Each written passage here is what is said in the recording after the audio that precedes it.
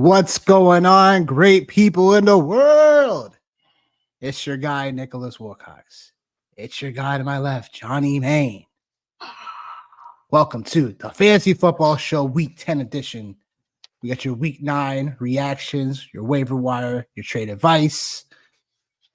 Man, Johnny, feeling good right now. Feeling real good right now. Versus last week. Last week was this week, man, just things are coming together. A little quick note, 8-0 in all my season-long leagues this past week. I'll give you a golf clap. Give you a golf clap. Just throw it around the yard. I'll give you a golf clap. I'll give you a golf clap. 12-3 in my 15. 12-3. Hey, that's good. That's good. That's real good. Yeah. My Scott Fishbowl team actually even got a win this week. That's how off balance the world was, man. My Scott Fishbowl team, I'm gonna look at it when the year's over with and be like, damn, I drafted really good, and I'm probably gonna be the worst team in the entire freaking division, man. It's sometimes that just happens that way. It's I don't know. I think if I were to say the worst record I got right now in one of my leagues is 4-5. 4-5, I think, and that's actually the Yahoo League that I'm a commissioner of, which is interesting. But good news is that 8 teams make the playoffs, and I'm right there with y'all. So, other than my Scott Fishbowl team, I have a 1-8 auction keeper league team with. I'll just read the roster real quick. Yeah, 1-8, half point PPR. Oh yeah. I'm the commissioner of this league, by the way. Kirk Cousins. What we noticed from week 9 was Kirk Cousins, Breece Hall, Dave Montgomery, Marvin Harrison really is the one that really hurt me. Marvin Harrison and Breece Hall have definitely roasted me. And then Travis Etienne as well. He's another one that hasn't come through for me. Cortland Sutton. And I had Brandon Cooks as my third wide receiver. Dalton Kincaid is my tight end. So, yeah, man, that was a rough one, man. That was my very, very last draft of the season, man. So, Brandon Cooks though. Oof. Yeah, he was my third wide receiver, man. I took a stab on. How'd you get decimated in auction that badly though? Oof. Well, because my original keepers were Patrick Mahomes, because I had him for $1. So Patrick Mahomes, and then I think Breece Hall might have been $36 or something. The budget was $225, and then I paid up for Cortland. I mean, I paid up for Marvin Harrison Jr. I paid up for ATN, and Montgomery actually I got for the low. So I just picked the wrong players, man. It's just kind of that's what happened. So it is what it is, my guy.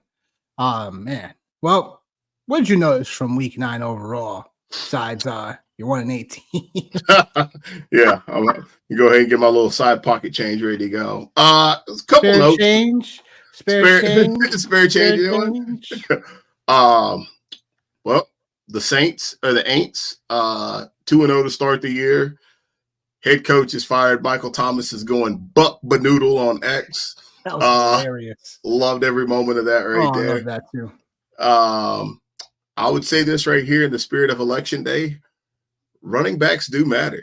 Derrick Henry leading the league in all-purpose yardage. Saquon Barkley. Look, man, we're going to take a victory lap. Here's victory lap moment. Saquon Barkley.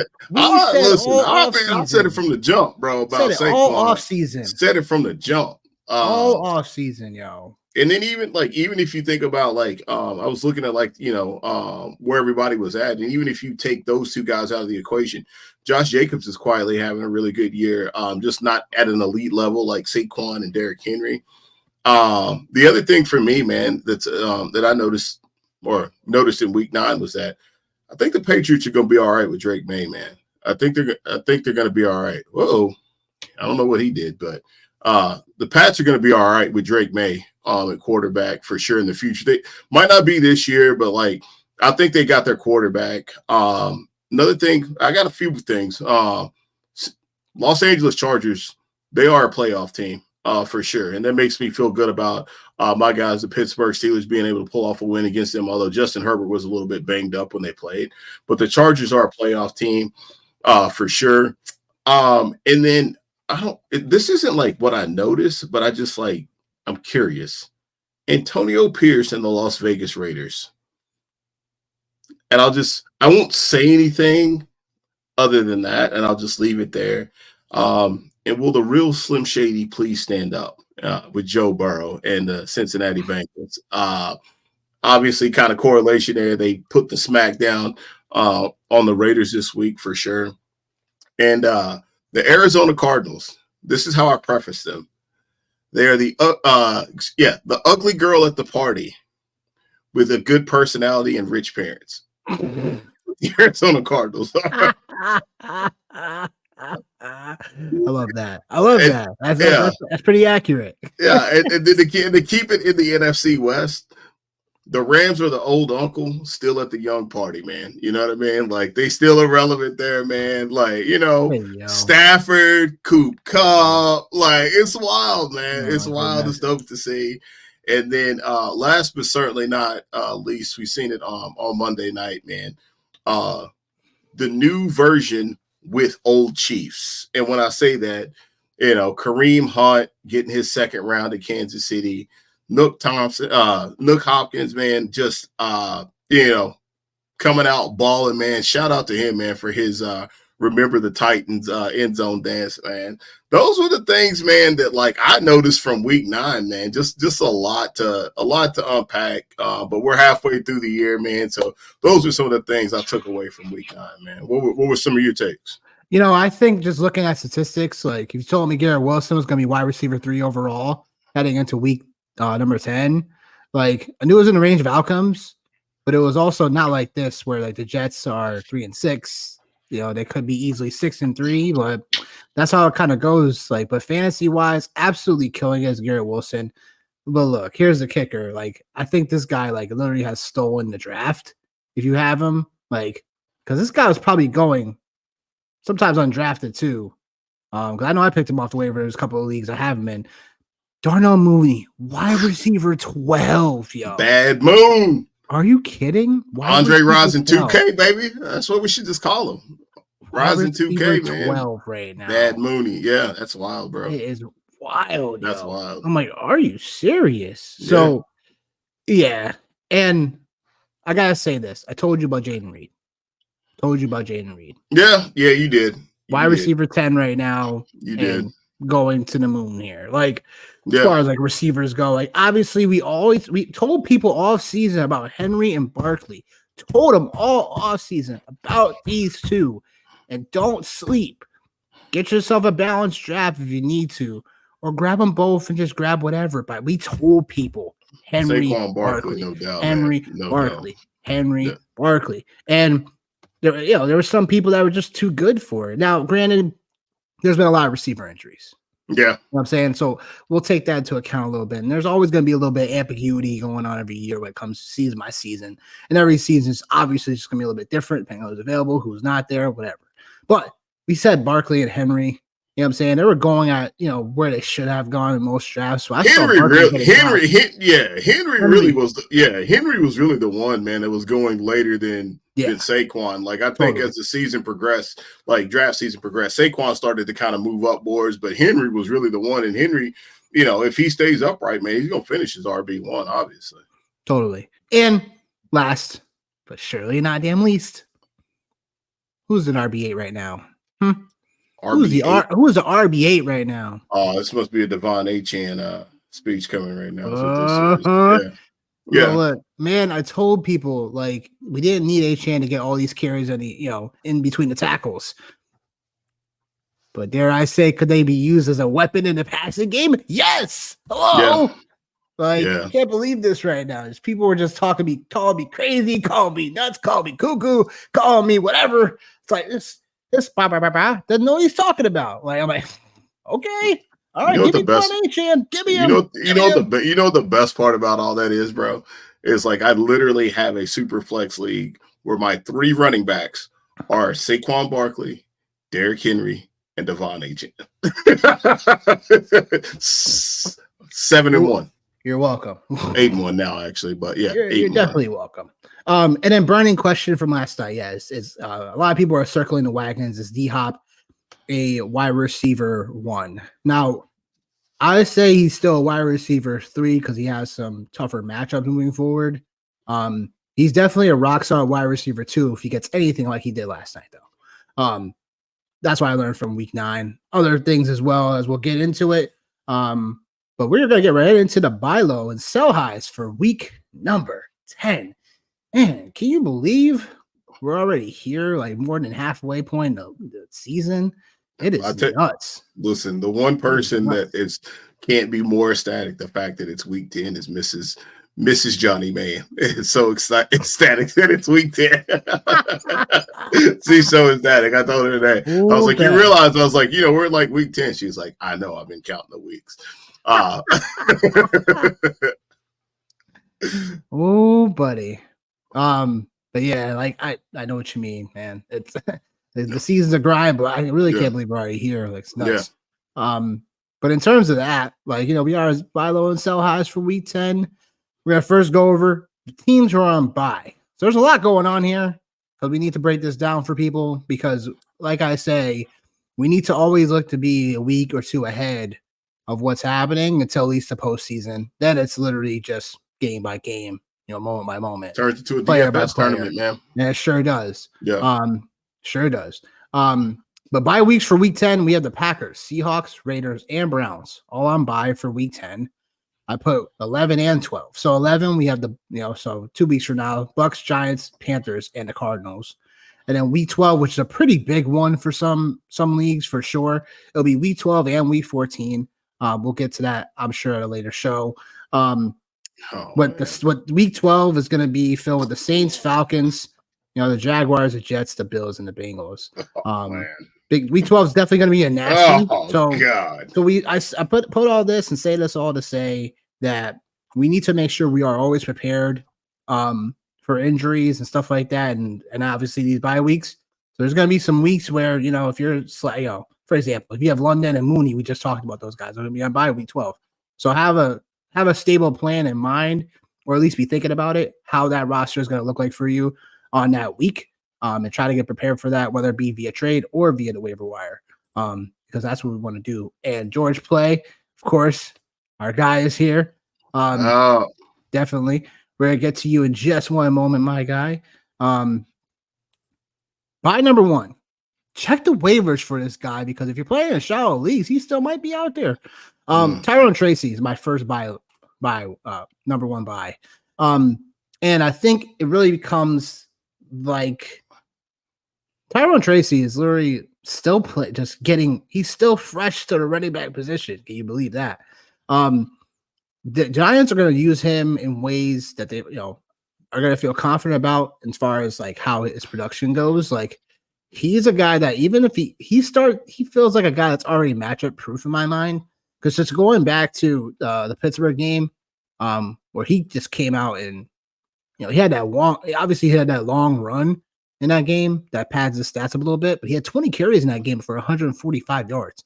It goes back to that game where I feel like I really took Tyrone Tracy more like a guy I would want on my rosters, not only as a startable piece, but just as my running back core. He's a guy that he gets Carolina this week, so this is your opportunity to buy low on him now, because last week just couldn't get going. Washington, we know, is a better run defense than they are pass. They just got Marshawn Lattimore, so that changed a little bit. I know. Washington's going for it, and I respect them for it. I got a couple of Washington fans, and they're all going crazy about it. Obviously, don't blame. I don't blame either. But in terms of schedule, I know Tyrone Tracy has a bye week 11. But he gets Tampa, Dallas, New Orleans before the playoffs. Then gets Baltimore, Atlanta, and then Indianapolis for most people's playoffs. This is just a moving forward. So because I just want Tyrone Tracy on more of my teams than anything else. So definitely check the waivers, but buy number 1, Tyrone Tracy, because of his utilization that he's going to use. He's the RB1 for the New York Giants. Yeah. And their schedule just gets a little bit more easier, especially after their bye. So this is a move that you want to, if you want to win now, And also for the moving forward, this is a good move, I feel. But what do you say, Johnny, to Tyrone Tracy? Anything you want to add in terms of, do you have him a lot? I got a couple of shares of him in some of my leagues. So I'm feeling pretty good about that already. And that's where I stand on him. But what do you have to say about Tyrone Tracy overall? Well, Tyrone Tracy is actually one of my Scott Fishbowl players, so of course he actually would show up. Yeah, he would actually show up and start the ball. Literally, probably might have the worst Scott Fishbowl team in the history of Scott Fishbowl teams. As I'm still out here trying. But yeah, like I think, like obviously the Pittsburgh game, man. Just over the last 3 weeks, that's the game that really like sticks out and like really makes him what he is right now. He's over the last 3 weeks, I think he's ranked running back 24 in PPR. So that game right there, he really showed out. But like just with Carolina, right? Like you get the opportunity, like that's a get right spot, like for everybody for sure. Even though Mushin Muhammad and Jake Delhomme and Steve Smith didn't come out of retirement to win that game on Sunday, but but like I still did, yo. No, they didn't. I was like watching that game. I'm like, oh my god, like if people were watching that, I probably would get decapitated for it. But either way, Tyrone Tracy, like volume is king, right? And he's definitely gonna be getting volume for sure. So I think like that's definitely a guy like coming down the stretch, right? The second part of the year, like you start to see rookies kind of take off. A lot of them don't get a lot of run, or either they have got to run and they run into that wall. But Tyrone Tracy, I just think, like running back 2, running back 3, like absolutely for sure. I'm in on him. Makes a ton of sense. It's just probably what I would say that makes sense in terms of like what you may want to give up for him. Like hopefully, like you got in terms of like bench pieces, bench stashes, stuff like that. Like you got to give up something for him. But I wouldn't go too crazy because it's still the Giants. they ain't good, man. They ain't good. The Giants. But just thinking about it, I mean, like if someone's gonna take Kareem Hunt's performance, that's a good one-off, like 1v1, because you're getting the guy that should have a lot more production and volume moving forward. And I know Kareem Hunt could still be, for some owners they still want to move off of him, and for some that's like they don't. But I think Hunt is a great 1v1. I think Stevenson's an interesting one as well. I also think if you have potentially Pickens, your guy, man, potentially a 1v1. You better stop with George Pickens, man. You better stop with that. You better stop. You better stop. You better stop with that. I was gonna get rise at you on that. Yeah, I would say like some guys that are falling into his category, man. Like over just the last 3 weeks, I think like if you want to kind of look at it, this is actually kind of crazy. Actually, just looking at it, man. I think Chuba Hubbard, like Jonathan Brooks is coming back now, and even just kind of looking like him and Tyrone Tracy have been relatively close to the same ballpark over the last 3 weeks. Chuba Hubbard had that big game last week, 21 points. You could look at him. You could look at maybe like a Tank Bigsby as well. I know Tank Bigsby didn't really do a lot, and ATN is back. You look at those kind of guys. I would say maybe even potentially, if you really want to, I think this would be an interesting one as far as a running back goes. Maybe Raheem Mostert. That might be a good one to look at, man. Like I think the Dolphins are. I don't want to say they're out of it, man, but last week was kind of demoralizing for them from that side of things. So, like, looking at guys just over the last handful of weeks that have put up very similar production to Tyrone Tracy, I think that's kind of where I would kind of look at in that respect. Like, still guys that are relevant and still guys that can, if they find the end zone, like they're going to provide value for you. But I'm kind of looking at those guys, man. Like when I think about that, when I think about it just from the running back perspective, those are a couple of guys that like I'm looking at and thinking about as far as maybe 1v1s you were talking about. Yeah, fair. I think of like a 2-for-1, like I think you could get like a Downs in there and stuff like that, like to kind of make it spicy. But I would be valuing Tyrone Tracy pretty highly at this moment because I know he's definitely like a guy that's going to catch passes out the backfield too, along with his carries. So it just makes sense to have him. Like I said, the schedule wise, I think it's just one of those players that you just want to buy on right now, so that you have something like that move He's going to be out. He's going to be out on the field for sure. Like, there's no doubt about that. Definitely. But George Play, we got your question right now. My guy, they lost this week, unfortunately. That sucks. I had Saquon, Gibbs, Gesicki, and JSN in my lineup. My rival made the most points of the season this week. That's unfortunate. That's really unfortunate. That is. I wonder who I'm curious now who he had in his lineup then, because man, Gesicki went off, JSN went off, like Saquon went off. He probably, if I had to be a betting man, he was probably going against Jalen Hurts, Cedric Tillman. Cedric Tillman had a decent week, but yeah, I'm just throwing out some random guesses. Gesicki had a monster week though.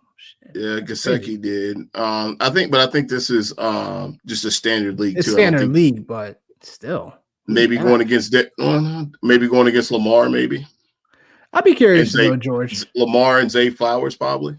Yeah, I would say something maybe like that. Right? I mean, it had to have Zay Flowers. Yeah, it had to be Zay Flowers at least. Yeah, that's rough, man. That's rough. Definitely rough. I don't know. Maybe you had to have Burrow in there too, because there you go, Burrow. Yeah, well, I think from the quarterback position, you can kind of think about it. Maybe Kelsey. I don't know. But anyway. That's really sucks. But George, if you got any other questions for us, let us know in the chat, my guy. Garrett Wilson, D-Hop, Zay Flowers, kind of. So probably something along those lines. But definitely possible. That's really unfortunate. I had some of the guys that George Play actually had won me my leagues. My weeks this week. Dude, I lost, man. One league because I had to sat JSN for Cedric Tillman, man, and that ended up costing me. Damn, yo. Rough. Yeah. The draft night out league that we're in, yo, I went sick. I had JSN and Gesicki on that team and Saquon on that team. Jalen Hurts and Derrick Henry, baby. You know what it is, man. You know what it is. You know what it is. Coming for that spot. You and I have to be in that championship game at least. You can't have Colin in there. He keeps on skating by, yo. No. Yeah, man. Yeah, that's my only loss of the year to that cat, man. That's it. That's my only loss. Keeps on skating by. We got off track, of course. But listen, yo, alert, yo. Like warning. Warning.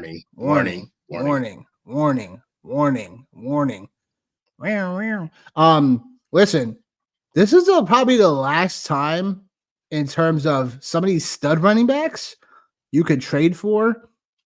Honestly, Hall, Kyron, Walker, K9, Kenneth Walker, Bijan Robinson, all these guys right here, this is probably your last opportunity to buy on. I think in terms of, because look, Kyron, no more bye week for him. Walker on the bye week now, and then Bijan and Hall both have, both of them have week 12 buys, I believe. I think because of Falcon, both of them have week 12 buys. Look, man, like Bijan has too great of a schedule down the stretch. People are concerned about Breece Hall. I'm not. It's only because like Breece Hall is one of those guys that the usage is still there for Hall. I just know production wise, it hasn't, been as a, cleanest bumpy ride, cleanest ride, but I know it hasn't been like, he just hasn't scored the touchdowns. There hasn't been as much involved in the passing game. But I'm just not concerned if you got someone that's concerned about Breece Hall, or, you got a team that's like, lower in the standings right now and need a win. I would do what it takes to acquire Breece Hall right now. Because I feel like just better days are coming. The Jets schedule gets a little bit more easier in terms of strength of schedule. And honestly, I just think there are better days for Breece Hall. He's too good of a back to not, be this good moving forward. And this is money time. You want guys that, if people are concerned about, Breece Hall right now, make sure you're looking forward towards the playoffs. Kyron, like I talked about before, like he didn't score a touchdown for the first time since my kids were born. Since like mid last season, it feels like. Because he had scored like constant, he had scored like a touchdown constantly. At least going back to, like I said, dating back to last year where he didn't have a touchdown. But yeah, look, you want a guy like Kyron because we all know he's going to be, having the workload. Clearly, he hasn't had, He's only had 2 games. Well, technically 1 game where he's had 15 or less carries, and that dates back to week 2. He's had at least 15 carries or more every game this season. And like You I said, talking about Kyron. Brees? Oh, Talking Kyron. about Yeah. Kyron. Talking about Kyron Yeah. Williams. Like, Yeah. I think the best time to buy low now because he hasn't had, he didn't have like a top 10 performance this week. Yeah. So Kyron's I would say he's a great buy low at the moment. Then, because he gets to Miami on Monday night with over-under is already crazy, sickly. Like a fit over 50 and a half right now is over-under. That game's going to be crazy, I think. But Kyron's definitely a guy I want to buy low now because he's probably more up my ladder because the bye week's over for him. He doesn't get another bye week. But Bijan's someone, like, look, everyone's concerned about Tyler Algier. Everyone's so concerned about that. But Bijan has really carried the load the last 3 weeks of the season. Last 3 matches of the season, he's had 19, 13, 21 the last 3 weeks in terms of carries.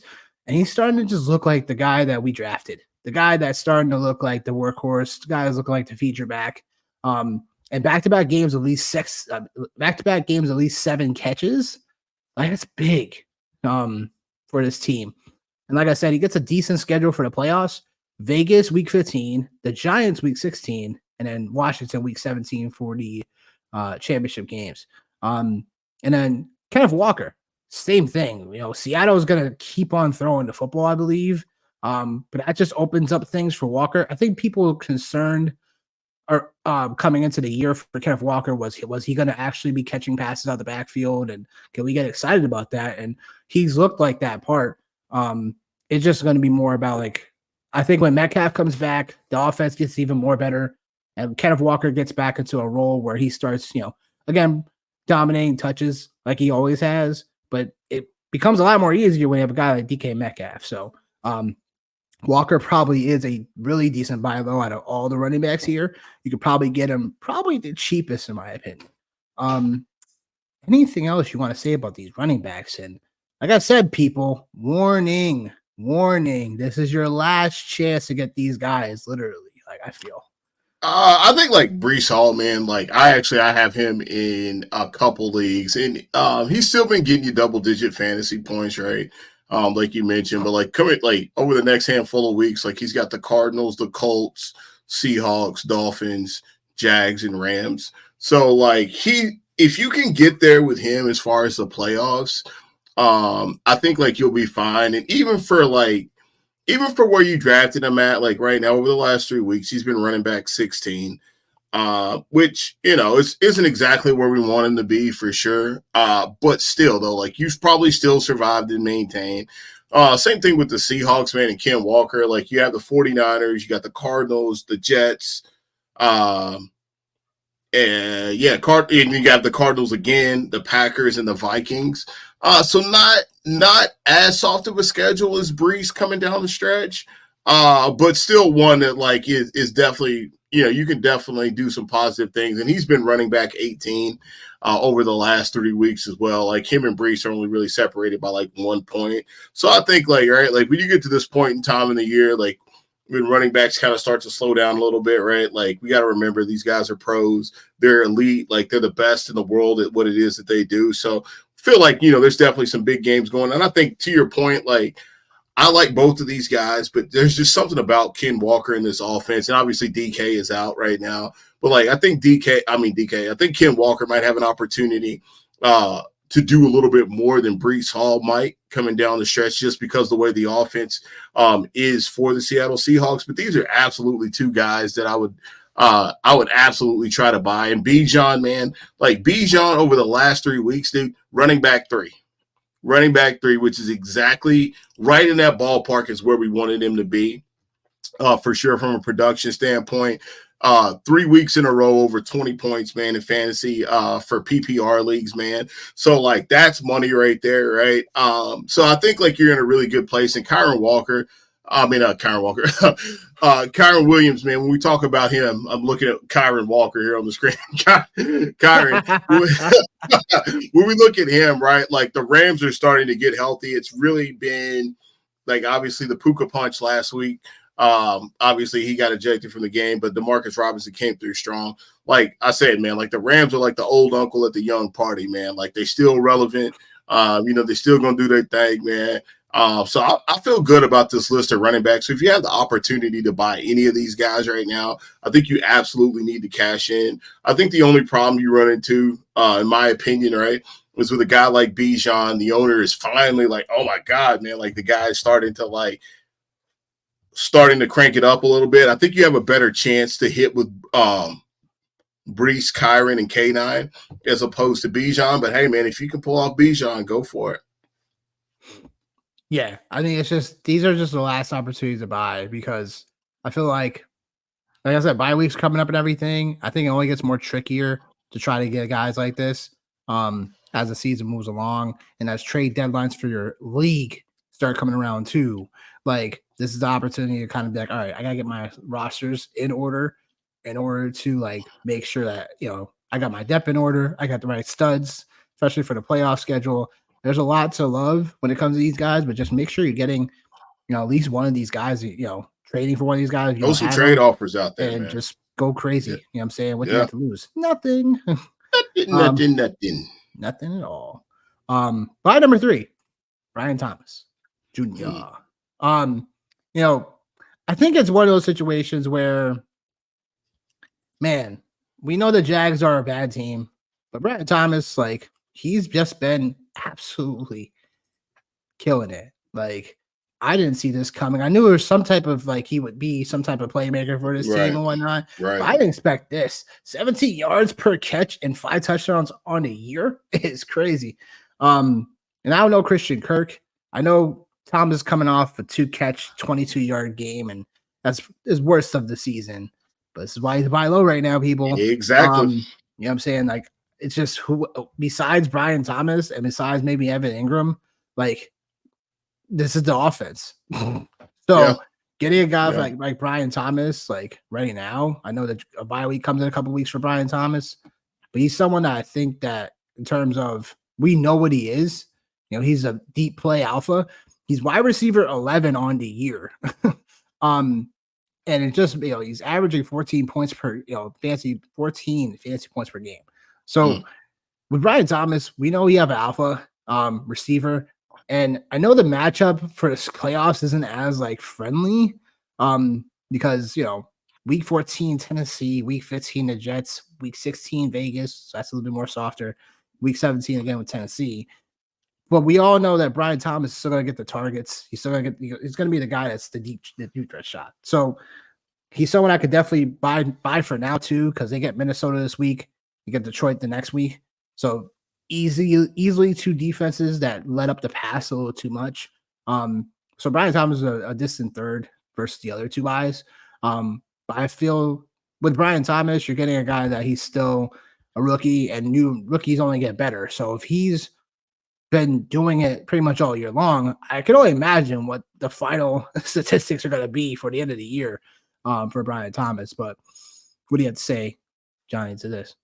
Man, I'm not shocked, but I think just his draft season kind of progressed, his draft value started to rise because there were some people that were saying that they thought that Brian Thomas could have been better than Malik Neighbors. It's just that his personality wasn't as alpha-ish and wasn't as demanding and demonstrative when he wasn't getting the football. So I think this is one of those situations, right, where I don't want to put this kind of weight on him, but it feels like very Justin Jefferson-ish is what it feels like, right? Like this is a really talented wide receiver in an offense that wants to throw the football. And it's a guy that maybe when we look forward to next year, he's going to be probably a 3rd, 4th round pick, probably, right? So coming from wide receiver it doesn't surprise me at all, aka LSU. And you're right, man. He actually reminds me of Jamar Chase versus Jefferson. But I can understand what you're saying. Yeah. You dig what I'm saying? As far as being all right, this guy could be really, really good, but we just don't know. Oh shit, he's really, really, really good, actually. So I think right, I think you nailed it, man. Right now is definitely the best time if you're going to get him. And he had a down week, 6.2 fantasy points. But even still, over the last 3 weeks, man, just kind of like as a benchmark for me, wide receiver 14. So like that's, I think you said he was what was he at for the year as wide receiver? Wide receiver what for the year? Wide receiver 11 on the year. Yeah, so like, all right, so like mostly due to that performance that he had, but like also too, like that like I don't want to. Oh, I'll go ahead and say it. Doug Peterson, it's coming. It's coming. It's coming. Right. So like eventually, whoever gets that job, Brian Thomas is going to be featured, and like he's definitely going to be featured now with no Christian Kirk, and Evan Ingram's getting a little bit longer in the tooth. So I think like this is one of those situations. That I think is really interesting, and people really need to pay a lot of attention to as far as like what they have and what they don't have. They just paid Trevor Lawrence, so obviously Trevor Lawrence has got his guy for the next handful of years. So yeah, I'm all in on buying Brian Thomas, man, for sure. Yeah, for sure. I would say based on like trade value wise, like man, who would you say would you give up for Brian Thomas if you're acquiring him right now? Like where do you feel like he falls right now, and then what would you give up for him? Oh man. I think Brian Thomas for like George Pickens is interesting right now. I know it seems like that's always the topic of my conversation. But I think that's interesting, man, just because I think you're looking at two players that are actually on the rise. And then I think if you look at Brian Thomas and maybe an Alvin Kamara, maybe I think that's interesting. I think Wait, Brian Thomas straight up Kamara for straight up Brian Thomas? No, I'm just like looking at Oh. players that are like right okay. around like in that ballpark, right? Like just to kind of build off of. Because I think we're at a place too where like waivers are going to hit tomorrow, which we'll talk about. Like you can start like throwing in like some extra pieces in there. Because like the other thing, like with the Saints, right? It's like we don't know what their offense is going to look like, right? And like a lot of times when these guys get into these interim head coach positions, they're wanting to try to show people that like obviously they should have a head coaching job. So like smart head coaches are going to say, in my opinion, smart head coaches, smart OCs are going to be like, hey, how do we scheme up ways to be able to get our best players the ball? And then in turn, as fantasy managers, like we're looking at volume, potentially with no Chris Olave next week. Like it feels like Alvin Kamara would be in for like a heavy workload in the passing game and in the running game as well. So like that's why like he's somebody that kind of pops for me. And like I said, like with George Pickens, it's obvious. And I'll talk about it just kind of real quick on a high level. Like their schedule, the Steelers' schedule coming up, like they're going to be in some games that have potential shootout capability. When you talk about Cincy, when you talk about Baltimore, when you talk about the Commanders. So those are things that like I'm looking at like from my perspective. And then I don't know, man. Maybe like I don't know, man. Maybe this is going to sound crazy to say, but even like a Ramondre Stevenson, right? The last 2 weeks back-to-back 20-point games. Those are depending on your format PPR, right? Those are things that like players, situations that I'm kind of looking at is like, what does this look like over the last 3 weeks? Because like we're at a place now where what you did back in week 1 and week 2 doesn't really hold a lot of merit and hold a lot of value. I'm really looking at things in a 3 to 4 week increment in terms of value and where people have been ranking at. Yeah, fair. I mean, ranking games always interesting. Yeah. Yeah. It's always interesting. Yeah. But I would say, yeah, I mean, look, like I think Brian Thomas, like he has like I think George Pickens straight up would be interesting for him for sure. When I look at like trade value, I think Brian Thomas could probably be like straight up. I look to see if I had Aaron Jones, I'd probably trade him for that potentially. Yeah, I can see that. Potentially Swift, if some people still think that DeAndre Swift's a thing. Excuse me, based on his production the last few weeks. And try to sell him high at that point. 18 points and 14 points the last 2 weeks, man. So like he's still hitting the mark, man. Yeah, I mean he is for the moment, but we'll have to see how that goes. But yeah, I mean I think Brian Thomas is just a smart like trade for the moment. Cause I think you can still get him for something that's like I think there's gonna be some people that probably view Brian Thomas as a bad offense and a Jaguar or stuff like that. But then it's like you're trying to grab a guy that's going to elevate your roster for later on. And I think let me throw one at you. Let me throw one at you. What's that? Brian Robinson for Brian Thomas. Yeah. straight up, I would do that. All right, dig that. Yeah, I think like I'd be in for that. I'd be in for that right there for sure. Especially if you gotta find a team. Hey, I need a receiver. Hey, you need a running back. Hey, I got Brian Thomas for you. I got Brian Thomas for you. All right, cool, perfect. Brian and Thomas, Brian. Robinson. Sounds good to me. Yeah. Extra buys. Spicy because I said CeeDee Lamb because I mean, look, if you have CeeDee Lamb, I have no problem with you trying to sell high right now. No problem with it. But for me, I don't have CeeDee Lamb in my league, so I am trying to buy him. And it's one of those things where the AC sprain should be fine. He should be playing this week, but crazier things have happened. But now no Dak Prescott, he's on the IR, what I'm saying, officially.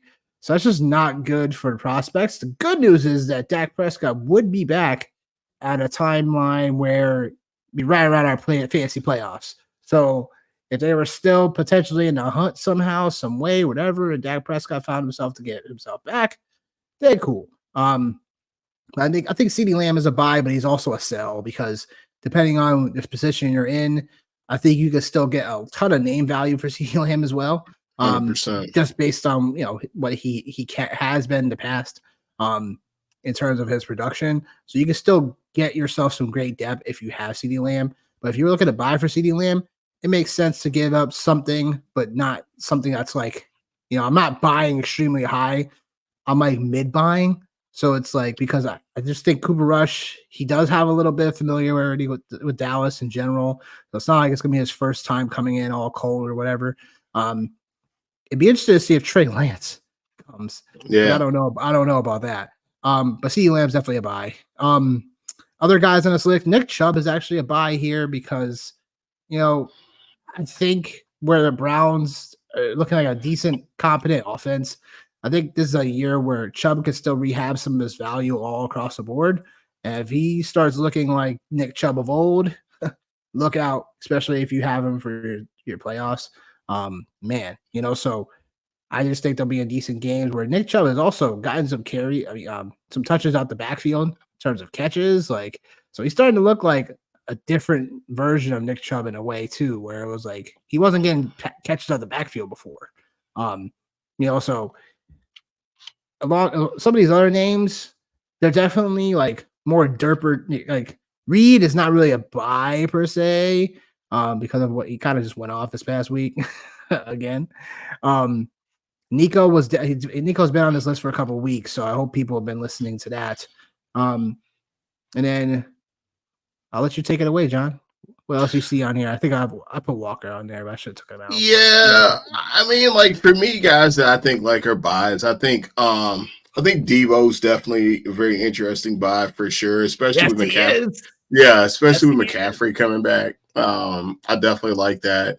Depending on McCaffrey's health, obviously, I think like Devo is the guy that gets like he gets like I told somebody this like probably like 2 or 3 years ago. Like I've had a couple of favorite non-Steeler players.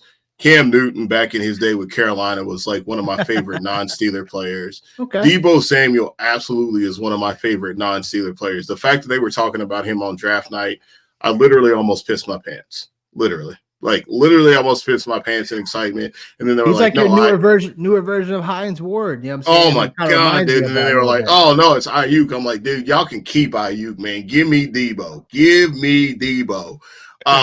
So like I think like he's a great candidate as far as buying for sure. And I think CeeDee Lamb is interesting just because I think we've seen this situation before where backup quarterbacks come in.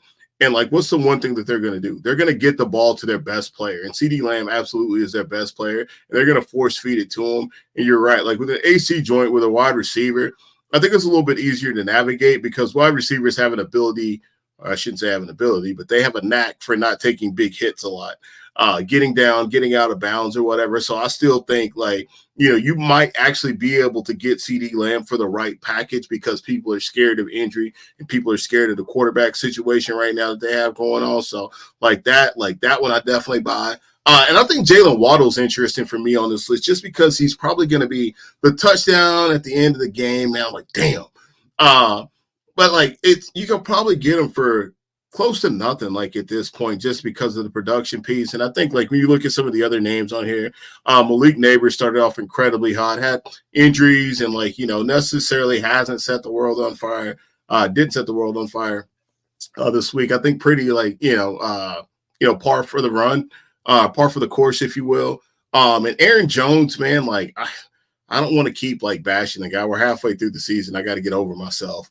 But like, if you need another running back, man, I guess you could go ahead and make. I'm being real. Like I got to get over myself. Like I literally, I stayed away from him, but there were moments like closer to the end of draft season where I thought, well, what if I'm wrong? And I was like, no, I'm not going to be wrong. He's old and he's going to be hurt. But like my guys on this list for sure are definitely Debo, definitely CD Lamb, for sure. And like I said, for the low, man, give me Jalen Waddle for the low, man. I'm all in on wide receivers coming back on the second part of the year. I think Waddle is a very interesting case because everyone's kind of like, it's been how many weeks now? You know what I'm saying? I drafted, most likely you drafted Waddle late second, early third round. You know what I'm saying? And again, another player I stayed away from because not only did he burn me the year prior, but he was always doing some type of injury knick-knack throughout the game, and I just couldn't deal with the stress. Well, like, man, but like I always say, man, like I talk about it on Sunday morning, man, like when our DFS session, right? Like it can't be all of these guys. And the fact that like Tyreek, Waddle, and HN were all going essentially in the first 3 rounds, like there's I said it, you remember back in Ohio, I kept telling you, there's only one football, and it's not going to be all 3 of these guys. It just physically can't be. But and I think the pecking order, the pecking order has even changed. You know what I'm saying? Yeah. It's Tyreek, it's HN, and then it's Jonnu Smith now taking some of that work from Waddle. So that's where I'm like, now it's even, he's definitely a buy, but he's a very, a cautious buy. Yeah. You know what I'm saying? Because you don't want to give up too much of your roster, any, like a too big of an asset to acquire Waddle. Like I'm in a keeper league last week and I was trying to inquire about Waddle. The guy wanted a 2nd round pick and I was like, no way. What? Waddle hasn't done anything. Hey man, this reminds me of The Wire right here. Red top, got that red top. Oh my gosh. Oh my god. I'm just saying, like, it's like, just like, bro, like, stop. You need to sell low if you have Waddle. But that's what I'll say. But now it even looks even worse now because he had a game against Buffalo that wasn't great. So I'm looking to grab Waddle, but it's not like for like a a piece or two that I'm like, all right, well, if I have an expiring piece, so to speak, with like Hunt or Hubbard, maybe just straight up to get something back.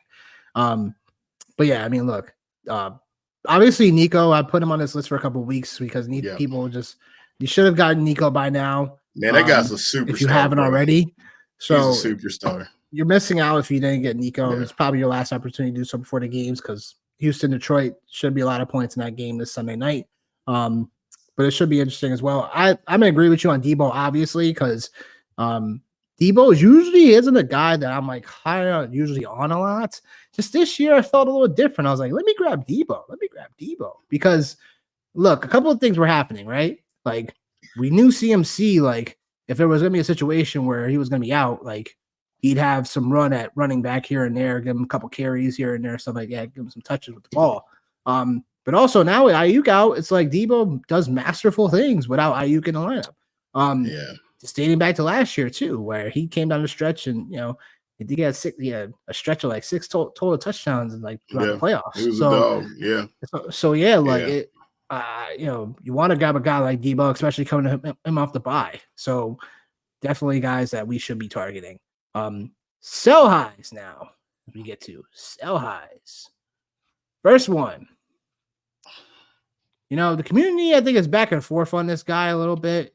And even before his last week's performance, I was feeling like maybe I should. But this is Zay Flowers. Like, Zay Flowers he came out and balled, Like, he was like, remember the name. Yeah. Zay Flowers came out and said, remember my name. Yeah. Literally, like, he was Probably he was definitely a top 3 finish, right? Oh, bro, easy. The last, let me see. Dude, the last so he was wide receiver 3 overall. Yeah, I was about to say. JSN was number 1. Yeah, almost 30 points, bro. And that's the thing with him, man. I know he's a sell high guy for us. Yeah. But I think it's one of those questions we all have to ask ourselves: is it sell high or is it Lamar Jackson making shit happen?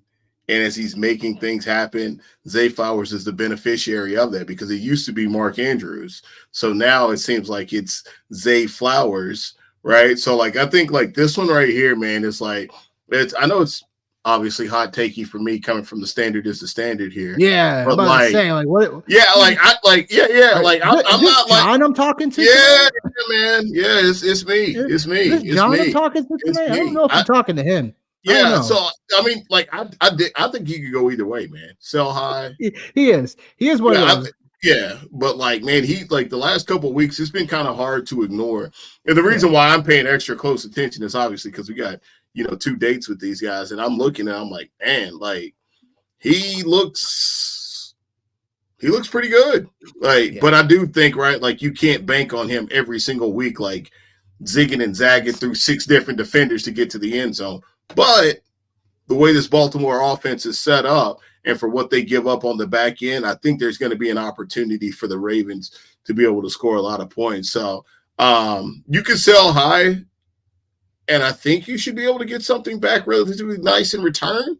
You better. You should be able to get something nice because at the end of the day, man, last 3 weeks, man, wide receiver 7, and that's including a 4. That's right, a 4-point performance for him back in week 7, and he's still a top 7 wide receiver. So Tampa Bay they didn't need him because of but this is also my point. Either he's about to be a league winner, or either somebody's about to get ready to get a haul for him. No, I mean, there's a lot of things to consider here. That's why it's the hot take here to sell high, because I know he's looked good the last couple of weeks. And he's looked pretty decent throughout the whole week. But my problem is wide receiver 9 overall. You know what I'm saying? The problem I have with Zay Flowers is, let's just face it, Baltimore has been in a lot of high scoring games this year too. To my point, and as it gets first of all, there's a lot of factors to consider, right? As it gets colder, right? The run game's going to increase a little bit more, even more. They're going to lean on Derrick Henry a little bit more. You know what I'm saying? There's also other weapons in this offense. They just traded for Deontay Johnson, who's mostly going to take some of those snap shares away. So Zay Flowers is going to purely be a burner or a boundary receiver. Remains to be seen. There's a lot of still other things I think people are not putting together here to where it's because Zay Flowers is still, he's still a real decent player. It's just, again, the consistency I need moving forward, and back-to-back games of at least doing really well over 100 yards.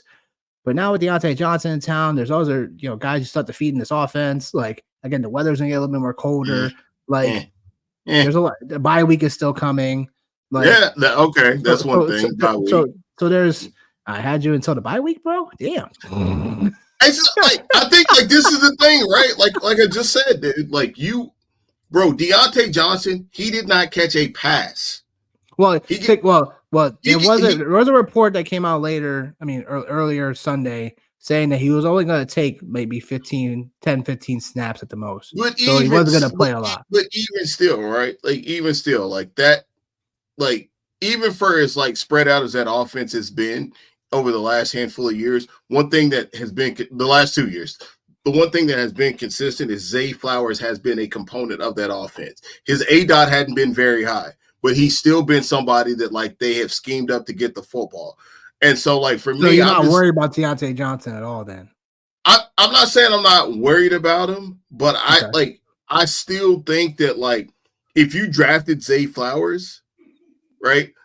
Zay Flowers as a wide receiver 2 or 3 to give you wide receiver 7 production over the last 3 weeks, obviously you're going to take that, man. And I think that's my point. But Mark Andrews was the guy. He was the guy in this offense, and now he's about I think maybe 50% snap share, here and there.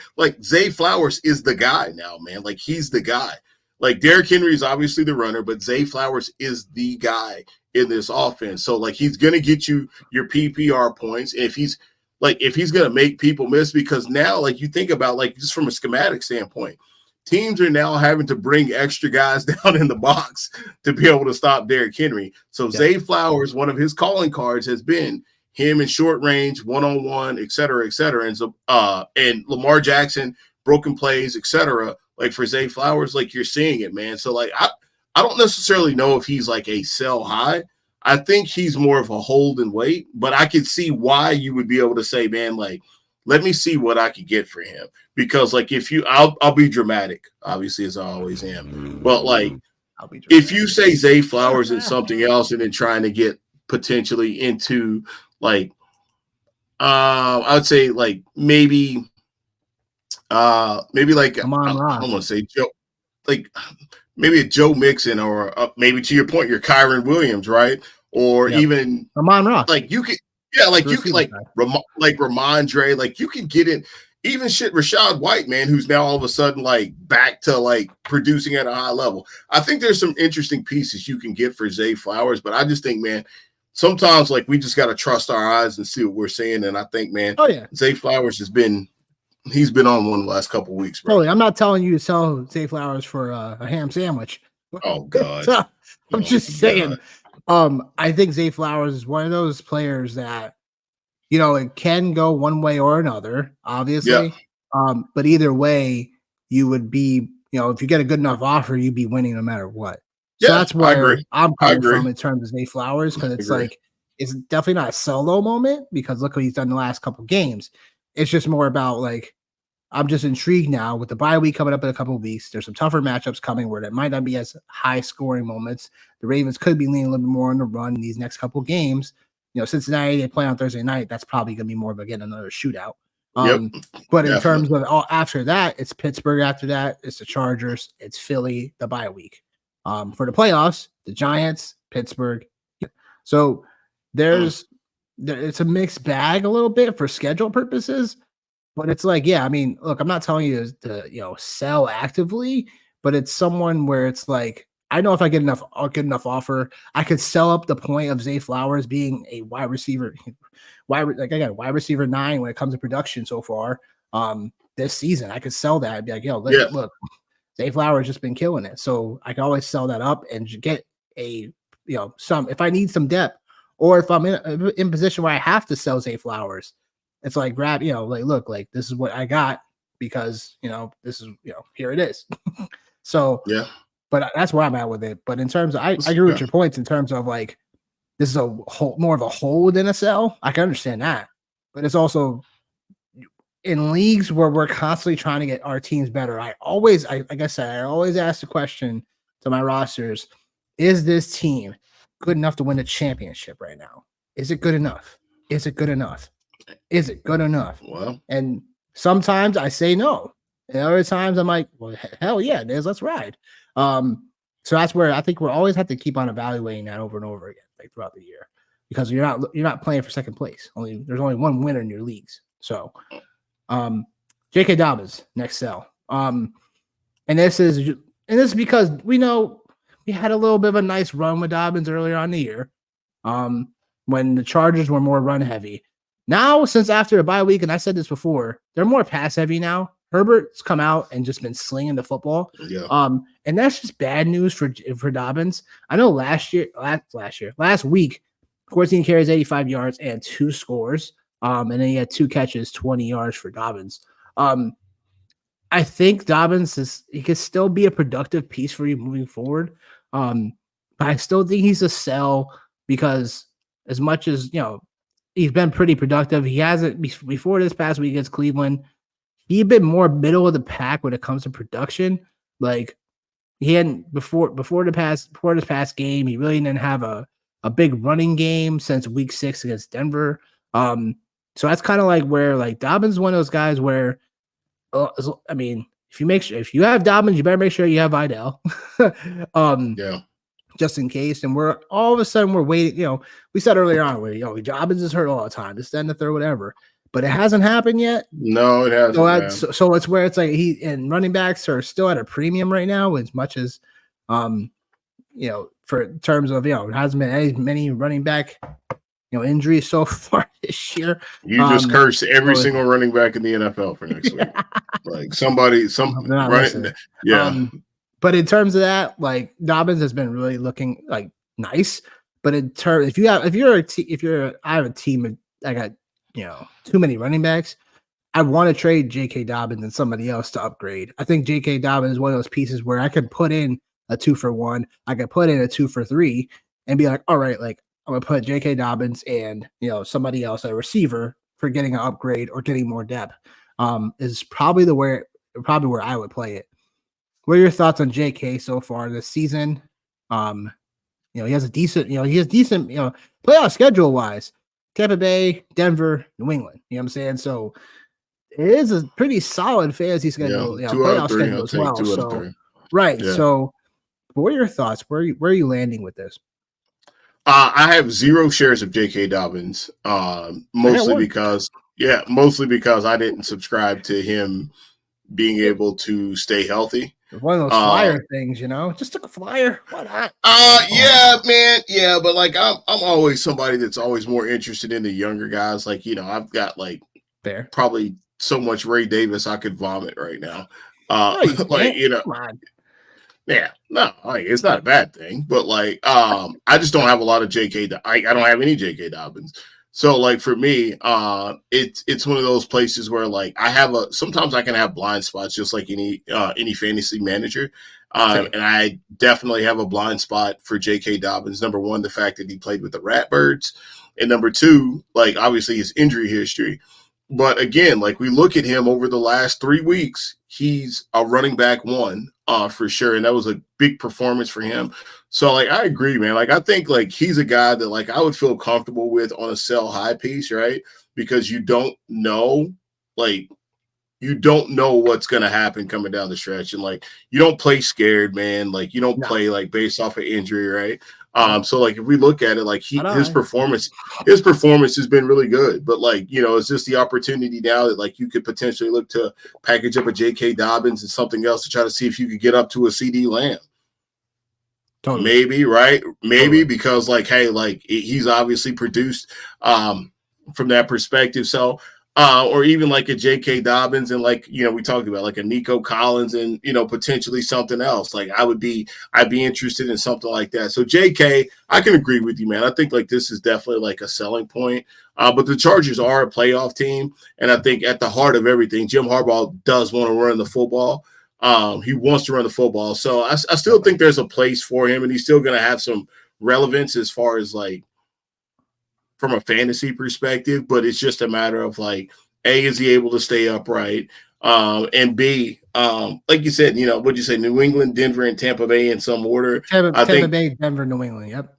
Yeah, so like I think like Denver's still a really good defense, man. I just don't think a lot of people have a lot of answers for Baltimore. But New England and Tampa Bay, I think there's definitely some opportunities down the stretch for him to be really, really explosive. And like again, man, like not to revisit back in August, but where you drafted him at, if your roster construction suggests that he's your running back 3, man, you're doing pretty damn. Most likely. You know what I mean? But right. But like you're probably doing pretty damn good, man. So I think to what Nick said, like it's just a matter of like how your roster is constructed, right? Like if you have 2 other running backs that like you can get away with, then like yeah, obviously you want to move J.K. Dobbins. But like hey, like if he's your RB1 and like you've been rolling with Dobbins and Jordan Mason or Dobbins and I don't know, man.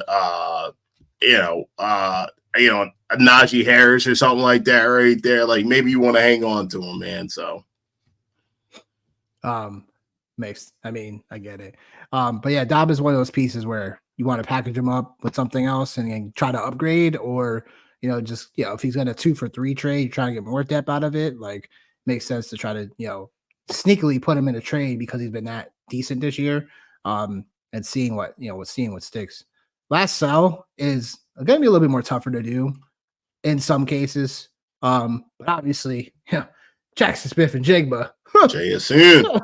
I mean, finally, can we say finally? Because finally, The Rock has come back to Tacoma. Whoa. We don't want to get copyright infringement here. Listen, we got to have more viewers to get copyright infringement. Yeah. We're working on that, but good point. But JSN had his best year, best game of the season so far. The second best game was back in week 2 against New England, where he had 12 catches. For 16 targets for 117 yards. This time around, 7 catches, 180 yards. Balling out on 13 targets with 2 touchdowns, and obviously he had a couple of deep bombs in that game, courtesy of Geno Smith. So, what do you do with JSN now, right? Because he hasn't been consistent. Metcalf's been missing the last couple of weeks because of injury. Metcalf should be back after Seattle gets to bye. If you have JSN and he's on bye, it's like, man, that sucks. It's just your opportunity to make sure you try to get something out of JSN's previous performance and just look to get out. There are some scenarios where you could just stay rocking, but just temper expectations because again, something like that may not happen the rest of the year, maybe not. But yeah, like JSN's production has been a little bit all over the place. He's more like a rock star wide receiver 3 because he hasn't been that wide receiver 2. But yeah, I mean, look, with Geno Smith constantly throwing the football, he still leads the league in pass attempts. I know, dude. I You know was what I'm looking at saying? that shit earlier, It's definitely wild. Just like we drew it up. This was definitely in the range of outcomes, though. I'll give you that much. It was in the range of it, right? It was in the range of outcomes, but not to get completely sidetracked, but we probably thought Mahomes, that was in the range of outcomes. Kirk Cousins, that was in the range of outcomes. Dak Prescott, that was in the range of outcomes. So I think it was plus money. It makes sense. Yeah. Sales plus money. Nice. Yeah. But it was definitely there. So it makes sense. But yeah, where do you stand on JSN? Because there's definitely I'm in the camp of if I have him, I'm just gonna see what I can get for the moment because he is on bye and whatnot. But yeah, man, it's definitely gonna be probably a little tougher to sell JSN at this point because people have kind of probably watched his box. They're constantly looking at the box scores and all right, he hasn't been doing this all year or whatever, or he did this one time, da. But in terms of Seattle and then pushing the ball consistently, still you could still potentially still be doing that. But what do you say in terms of JSN? Where do you stand on this? I think it just depends, right? You had some wide receivers get banged up this week. I know we talked about potentially trading for CD, which I think that's still in the range of outcomes, right? You have Olave that got dinged up. You have Drake London who got dinged up as well. So I think there's some opportunities to maybe do a little swapping and swapping, not straight up for those guys, but I think when you swipping and swapping. I think you got that. I think obviously if you're a Keon Coleman owner, that's a possibility. Mari Cooper, AJ Brown. I think there's definitely more than a handful of guys that got dinged up this week, and then just another player that we haven't talked about to be able to trade away or to sell low. I think is MHJ. So you know what I mean? So I think those are all some situations and scenarios where maybe you could package up a JSN and depending on I want to talk and think about maybe leagues that maybe you and I aren't involved in, maybe local leagues, home leagues and stuff, where maybe a Chase Brown, maybe he's not out there on the waiver, you know what I mean? But in a 10-team league, who knows, right? So I think you kind of look at some of those scenarios and some of those situations, right?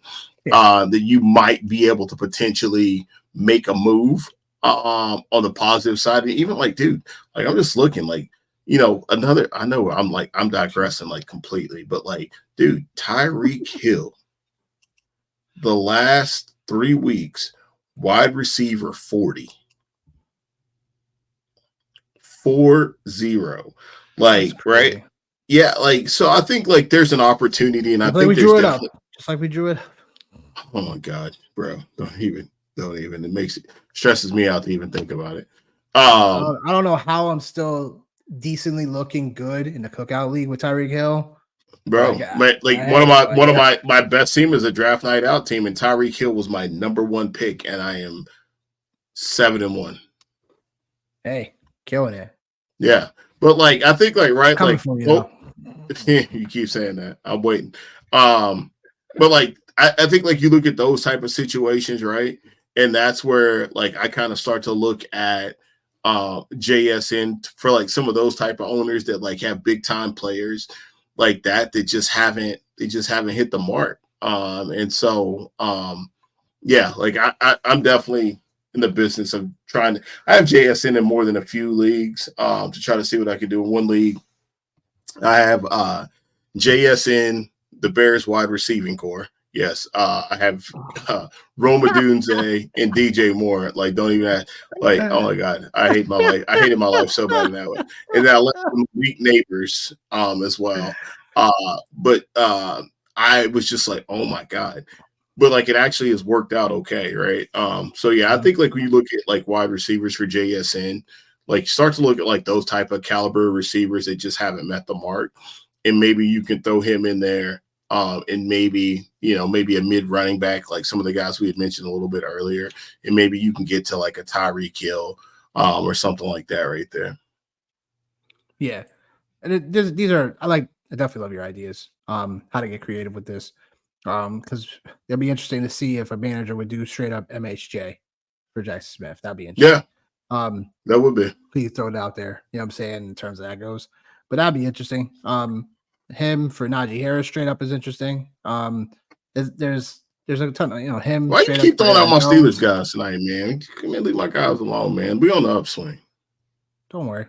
We'll get there. I'll be talking about some of your guys in a positive way, I'm sure, at some point. But I think Aaron Jones straight up where Jackson Smith and Jigba is interesting as well. So there's a couple one-on-ones you could do. If you have JSN, you just gotta get a little more creative depending on your league. Extra cells on this list. Some of them are familiar, some of them are new. Yeah, like look, Deontay made both lists because like depends on your situation. I know you're gonna say that, but he makes both lists because it's like he is a buy or he is a sell depending on what you're trying to do. Javonte is on this list. Ben said a couple weeks ago he should have got out of there. So I hope people have been listening. Keon Coleman was on here because there was he been on here last week because he had a big game and now he's even more of a sell if you can get anything for him. Pittman's been on this list for a couple weeks. And even with Flacco, he didn't do anything. There's clearly something going on with him. Yeah, there is, man. I thought maybe this week might have been a nice bounce back spot for him, but shit's crazy, yo. It's wild. Now Bigsby even there. I told you guys a couple weeks ago, they sure you get rid of Bigsby because now all of a sudden there's a mess in the backfield with ETN in there and then Deandre Johnson and stuff like that. Stevenson's an interesting sell. He almost made the top 3 sells. But sell Stevenson and Reason. I think he could still be a decent back moving forward. It's just more about like you're just not selling him for pennies. You just want to sell him to the point where you're upgrading somewhere or you're getting a better player that you want rest of the season. Anyone you wanted to say or add to the list as well? Anything else you want to say in terms of these guys? Man, I'm holding, man, on Dre, man. I've been holding on Dre, man, for Ramondre Stevenson for a while. Like I think been a couple times you've been ready to move off of him, but I've been pretty. And I know you just said like not for pennies on the dollar, but like, no, man, I think he's just like he's one of the few backs in the league still, man. That like he gives you something in the passing game. Like he's the best player on offense on a bad team. Like he's like kind of reminds me of like a poor man Steven Jackson a few years ago when he was with the Rams or whatever. Like that's just what it is, right? And I think like I like one of the things I took away from week 9 is like comparison. I don't know if I go that far. Steven Jackson was he was pretty decent. Yeah, like right, like physically imposing, right? But like from a numerical metric standpoint, like you're probably getting like the same type of performance from him, man. Like I just like I think Ramondre Stevenson is somebody that like is on the sell list, and I'm a little bit like And I think even Swift, right? Like, yeah, I'm like, I don't know. I think even Swift, right? Like I had mentioned, man, like it's still double-digit points, like for him for sure. Like over the last handful of weeks, man, like he's still been somebody that has been fairly competent when we talk about from a performance standpoint.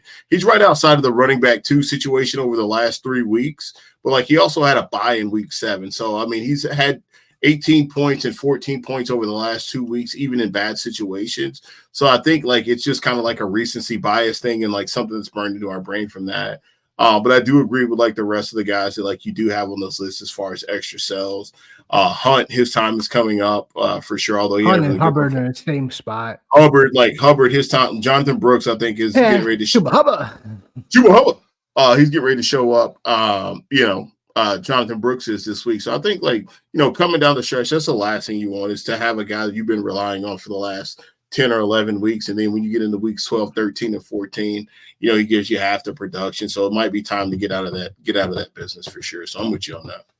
Definitely. And yeah, like you were saying, Stevenson's been killing it back-to-back weeks, but it's only because like, look, I just think that I know Dave looked a little bit better with Jake May under center, but it's more about like still like if you give me a decent offer. They're trying to sniff around for Stevenson. Like, look, this is what I want for Stevenson. Give me a Jaden Reed. Give me like somebody something that's like again an upgradable piece for my team overall.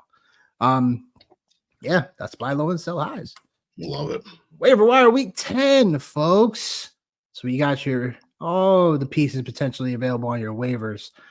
Disclaimer, because all info is predicated on your league size. Ask any questions specifically in what format you're in so we can give you the best possible answer. Just because, again, got to make sure people are giving us great context when it comes to that, and we give it to people. Should be crazy out there, yo.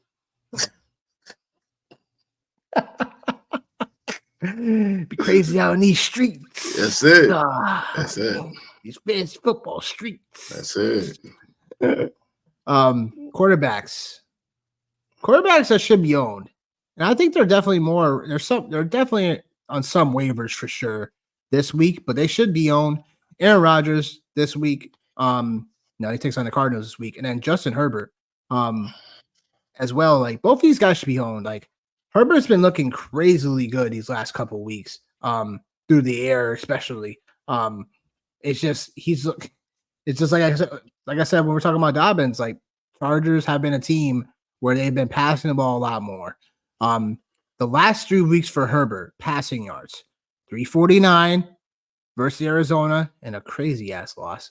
279 against New Orleans, and then 282 last week against Cleveland. Like Herbert is definitely like a QB1 bridge quarterback-ish.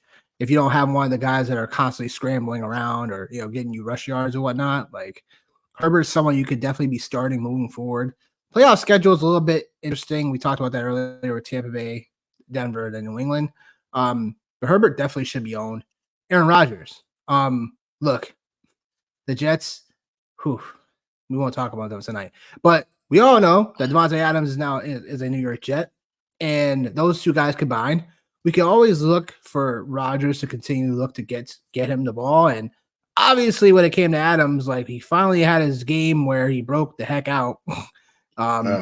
In the midst of him going to the locker room with a potential injury, comes back out, scores a touchdown.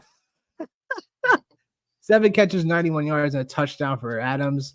But this correlates with Rodgers because, again, we know that the efficiency like throughout the year hasn't really been there for Aaron Rodgers.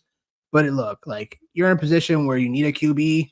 Like Rodgers can potentially get you there. It just may not be as flashy. But I feel like he still should be owned, potentially be starting in terms of how that goes.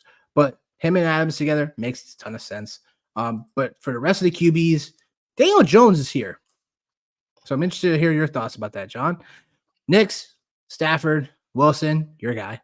Winston, who probably is still going to be out there in the waiver wire for some people, maybe not. But then the deep E. We got Cooper Rush / Trey Lance. Because look, rolling in the deep end. Yeah. Literally, man. Literally rolling in the deep end out there, man. But I know probably Cooper Rush because he's right now the starter. But look, I really think the Cowgirls are doing a disservice to themselves by not getting Trey Lance out there. I think that's more the fancy side of us talking probably. But I really think like But Trey Lance, former first round pick, like you gotta see if he's still got any talent left. He's been developing there the last 2 years, like I think that's out the window since they paid Dak. I think that was more of like a super insurance policy on Dak. Sure. So like Yeah, now okay. it's yeah. So now time, right? yeah. So now it's kind of like all right, like whatever. But I think like too, like kind of the like what we talked about on Sunday. I think Trey Lance is a great example of what we talked about, like quarterbacks that were thrown out there too early. And like you're seeing guys now that are like coming to life, Sam Darnold, that are coming to life that were like high end picks. But from a fantasy perspective, I agree. Like Justin Herbert, actually, man, he's not even a bridge quarterback anymore, man. Last 3 weeks, man, Justin Herbert is actually QB8 over the last 3 weeks. So I think like he definitely holds some value, especially if you're in a situation where like, I hope this person isn't watching. I don't think they are, but like they're in one of my home leagues. They have Anthony Richardson and Jameis Winston. Well, they don't have a quarterback essentially because Jameis Winston is on bye and Anthony Richardson isn't the starter. So like Justin Herbert would absolutely make like a shit ton of sense to go get. And that's like funny. you asked me like what I thought about like Danny Dimes, man. Like I don't even want to say it. I don't want to be that guy, but like I literally had him in I had him in one of my DFS lineups, man, like last week, and I was like, man, nah, dude. I was like, that's dumb. I was like, why would I play Tyrone Tracy and Danny Dimes, like 2 giants? Like, what am I thinking about right now? But I think like Danny Dimes is always going to give you the sneaky upside, right? From the rushing aspect of things for sure. And it's Carolina this week. He gets Carolina this week. Man, shit now. I might have to reconsider. I'm gonna have to reconsider. You know what I'm saying? But also too, like they're in games where like they're typically like game script. They're typically trailing, so he's gonna have to be throwing the football. Bo Nix, obviously last week, man. Everybody, in the fantasy world was kind of clamoring over the fact that he was a top 10 quarterback, and that's why he failed. Yeah, bro. Listen, man. I am AFC North through and through. And I knew the moment everybody was like, oh, man, it's a top 10 quarterback. Against, like, the receivers still did their thing. And, like, Bo Nix still actually had, like, a respectable day in the grand scheme of things. Like, he gave you 17 points in a PPR format, right? Like, because of, like, that weird play where Cortland Sutton threw the touchdown. But, like, he still gave you a solid day at the office. So Russ Wilson, man, like I said, like I totally am, not because I'm a Steelers fan, but just because like of the way things have been shaken out. Like I talked about, like they still see the Ravens twice. They're going to see the Chiefs. They're going to see the Eagles. They're going to see the Bengals. They're going to see the Browns, right? Like those are all games where like points can and will be scored in those games. So like I think Russ could be sneaky coming down the stretch. For sure. And Matt Stafford, he's got all of his weapons back, man. And like Matt Stafford was a guy that like in the summertime, like we were talking about, all right, like, like if you punt the quarterback position and you end up with Matt Stafford, like, you could definitely do like a hell of a lot worse, like with that. And I mean, he had 25 points in week 8, almost 19 in week 9. So like, I feel good about where we're at with that, like with him. And then like, Cooper Rush and Trey Lance, man, like I said, like it'll be interesting to see who ends up coming out of that situation. Mike McCarthy, that guy sucks. Just calling it like I said, man. He sucks. He's terrible. But like his offenses are like they are in a really weird situation because their running game sucks, their defense sucks. Now they have a backup quarterback. Your best player potentially is on the fringe as far as playing. So what the hell do you do? Like, so I think trade for Jonathan Mingo, which they did today. Oh my God, bro. Oh my God. Like I can't even like, and you know the funniest part, like I'm just gonna rant for like 2 or 3 minutes. Like the funniest part to me about this is that they're probably going to end up sucking so bad that they're actually going to be potentially in the tanking for Shador or tanking for Jalen Milroe situation. And they're not even going to be able to draft it because they just paid Dak Prescott fucking $200 million bazillion. So like Oh boy. Dallas can't even get it right when they try to get it wrong. Make it Meanwhile, make sense. yeah. So yeah, that's it. I'm done. Make it make sense. You know, idiots. That's it. But yeah, I mean, look, look, Cooper Rush, I mean, is only really for super flex leagues, in my opinion. Yeah, for Um, sure. but I mean, that's just kind of where it's at. Super flex leagues are all over the place. QBs. But honestly, no, I just don't mind if you need to start. If you need a QB this week, you need to start someone. I do not mind you starting Daniel Jones this week. No, Because it's just Carolina's giving up fourth most fantasy performances of QBs all year. bro, they give up the most to everybody. Like you don't even have to go there. Fantasy QB, fantasy running back, fantasy wide receiver, fantasy kicker, fantasy tight end, fantasy offensive line. They've given it all up, man. Yeah, second to last team, and expected points per allowed. So it's just it's a lot. It's a lot going there. Running backs. We go to running backs. Running backs that should be owned. Ray Davis, your guy. Should definitely be be owned on most rosters. Garendo should still be owned until we get news about CMC officially coming back. And that's also for Jordan Mason as well. Because I see people dropping Garendo like crazy and Mason, and then we don't know what's happening with CMC just yet. Like, I know he's going to be practicing hopefully this week and getting his bearings back and all that, but anytime you hear the word chronic and then you hear the Achilles and stuff like that, nah, I don't know. I'm not gonna say if you have CMC, you get up there and you put him in your lineup right away and find out what happens, but it's still like I don't know. Algier should definitely be owned still. I know, like, with bye weeks coming up and everything, like, he still should be owned. Braylon Allen should definitely be owned. And then Jalen Wright should be owned as well. Shout out to UT. Terrible. Have another beer. No, I didn't. I wasn't sure if this was like your Dolphins plug or what, but no, it wasn't. It really wasn't. No, but like, I'll jump in real quick on it though, man. Like, I think like with Raheem Mostert back, like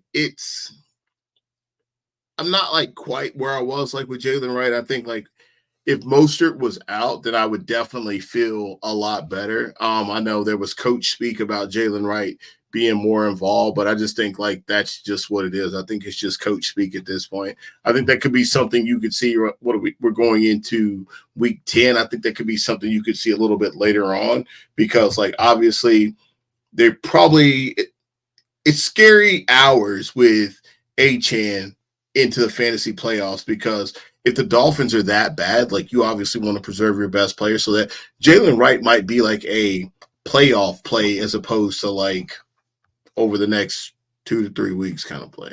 So that's kind of my take. That's possible. I could see that for sure. But I could also see where it's like we're just trying to get some momentum for next year, and HN's still our guy. And he's still young, so could be. But Raheem Mostert's old. We don't want him to break bones. Facts. That's how that goes. But these are running backs that should be owned. Should be owned already.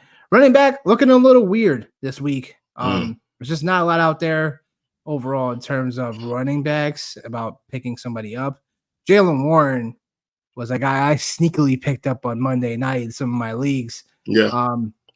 If I didn't have him already, I just think Jaylen Warren is a guy that should definitely not be on waivers right now. I know you had the bye week and all that. You probably had to make some tough decisions, but Jaylen Warren, literally one of those running backs that can all of a sudden find himself a lot more into a split with Najee Harris, especially in game scripts where Pittsburgh's gonna have to keep on throwing the football. Especially for your full point PPR leagues, Jaylen Warren can be one of those guys where you could potentially start, especially if you're in a pinch due to injuries or just not, fielding enough trade offers in your league. But I digress on that. Vidal should be owned because one, we talked about Dobbins. One thing that happens to him, Vidal becomes the full workhorse guy. There's talk about Gus Edwards, but I don't know I'm not sure if he's going to be back to really influence things. But if he's out there on waiver wires, especially if you're a deeper format, Gus Edwards could definitely be stashed as well at the moment. Khalil Herbert, who I talked about this morning, getting traded to Cincinnati. Pretty much insurance for Zach Moss because he's on he's done for the year with a neck injury. At least for the regular season, I should say, which is our fantasy season. So, the only season that matters for us. You know what I'm saying? The only season that matters for us. Khalil Herbert should be just picked up as a guy that could be potentially. They said he could potentially play on Thursday, which is interesting.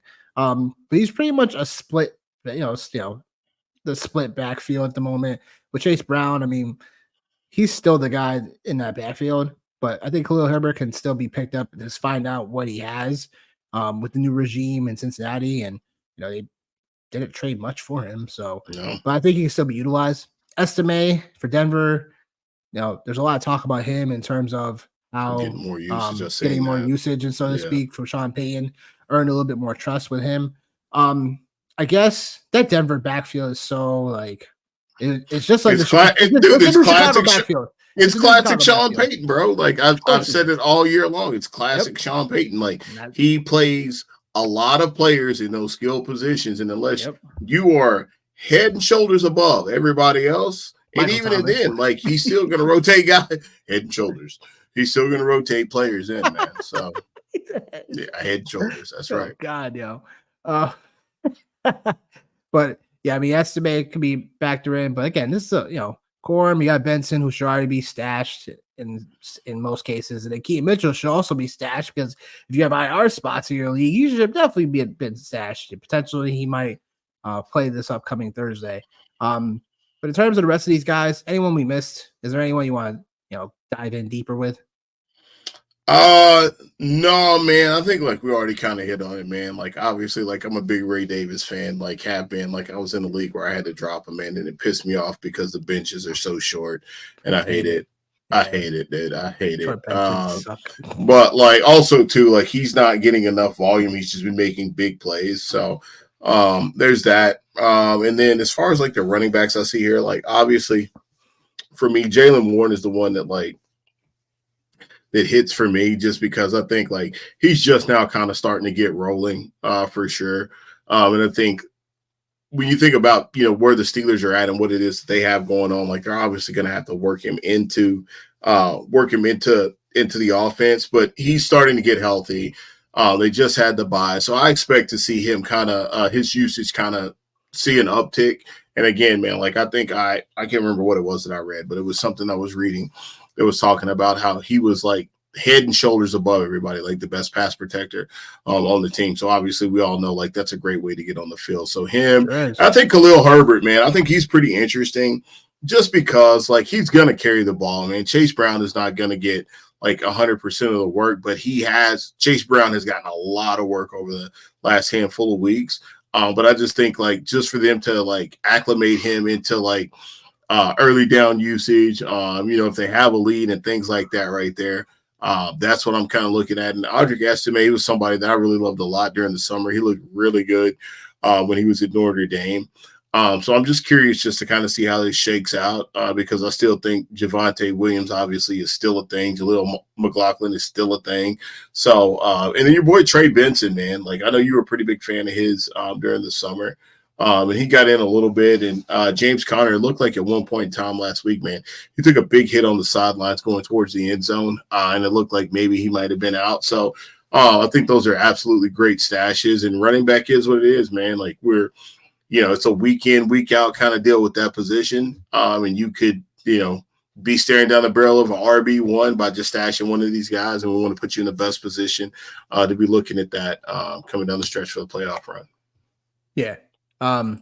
Makes a ton of sense. I already been stashing Trey Benson in some of my leagues already because, Connor, hopefully, your boy Connor, I don't know. Bro, he'll be all right, man. He's been good. Yeah, he'll be all right, man. He'll be all right. We'll see. I don't know. But everybody got a touchdown except for Connor this past week. Man, but he's still, even still, bro, like he's still one of the top, top 12, top 15 running backs, and like probably where you got him at, man, where you drafted him at, like RB12 and stuff. Like, bro, it's all good, man. He's gonna get you double-digit points every single week, and like, the Cards, man, they want to run the ball, so like, and he can still do a little bit in the passing game, man. So like, and here's the other thing too, man. It's like the Cards, like obviously the division is so tight, man. Like they still got something to play for. Totally. And the Cardinals lead the division right now. NFC West division right now. It's crazy. Receivers that should be owned. Josh Downs should still be owned. Tillman definitely should be owned. Definitely Juwan Jennings. Shout out UT. There you go. Juwan Jennings. Shout out definitely UT. should be owned. If he's somewhere on the waiver wire, you better shout run out UT again, baby. Shout out UT. Double dose. Saw that I did that for you. Yeah. Leggett Tolbert should be owned as well because he should have been owned already because he was already like operating as like the wide receiver 2 in this offense for Dallas. I know it's not like the prettiest spot, but he still should be owned for sure. The other receivers that we got here, we talked about Jennings, Pearsall. Pearsall belongs in the conversation. Another guy I was sneakily picking up, because Pittsburgh and San Francisco were by, was easily picking him up. In terms of Pearsall, at least Jennings was probably owned in most leagues. Quentin Johnston is on this list. He's back. Demarcus Robinson back on this list. Oh my God, dude! You know what I'm saying, I played Demarcus Johnson like 2 weeks ago, man, in the DFS. Don't get me started. We all have the stories. We all have the stories. Oh my God, man! He's just one of those guys that he needs Cooper Kupp. Oh my God! He needs a Puka or a Kupp. You know what I'm saying? He needs potentially one or both of those guys to really be relevant. He's just one of those receivers, unfortunately. Because we were, I was drafting him constantly as last pick of my drafts and draft, on season, best ball leagues and stuff. And I'm like, yeah, he finally got the opportunity to start, and then he doesn't do shit. But then when Cooper Kupp and Puka Nacua, all of a sudden, he's left open because everybody's so worried about those two guys. It's just figure. Go figure, right? Your newly acquired receiver for the Pittsburgh Steelers, Mike Williams, on this list. Yes, sir. He was probably left for dead for most people. So he's probably widely available on waiver wire. Yeah, bro. You can definitely get him. No doubt. Christian Watson's going to be out there. He's on bye. He's still someone that should be stashed. Demario Douglas, who I've called since earlier in this, early on, that he was going to be the wide receiver 1 in New England, and he's been proving that. Here too are some interesting names. I dropped McMillan down a little bit because of the injury and the bye week coming up as well.